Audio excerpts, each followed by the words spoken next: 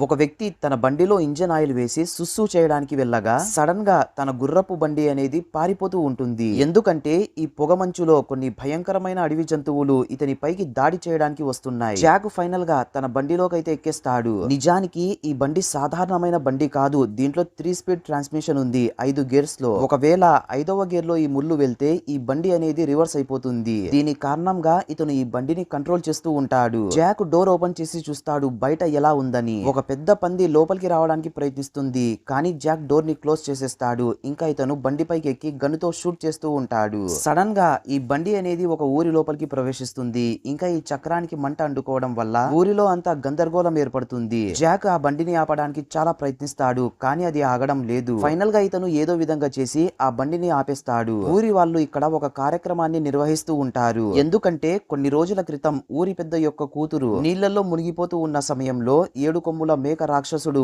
ఈమెను కాపాడి ఉంటాడు. ఊరి పెద్ద అక్కడికి చేరుకోగా కూతురు తన నాన్న చెవిలో ఇలా చెప్పి ఉంటుంది. చర్చిలో 3 రోజుల పాటు పూజలు జరిపించండి. నేను చనిపోయే లోపల పూజారి ఆ శవం ముందర నిలబడి మంత్రాలు చదువుతూ ఉన్న సమయంలో సడన్ గా ఆ శవం అనేది మాయమై చాలా పూలలాగా మారిపోతాయి. పూజారి ఇది చూసి తొందరగా ఒక రౌండ్ సర్కిల్ గీసుకొని దాని లోపల వెళ్లి నిలబడతాడు. సడన్ గా అప్పుడే ఆ పూలన్నీ చాలా స్పీడ్ గా రౌండ్ గా తిరుగుతూ ఉంటాయి. తర్వాత రోజు పెద్ద పూజారి ఈ పూజారిని తీసుకోవడానికి రాగా ఇతను ఆల్రెడీ దేవుడి దగ్గరికి వెళ్లిపోయి ఉంటాడు.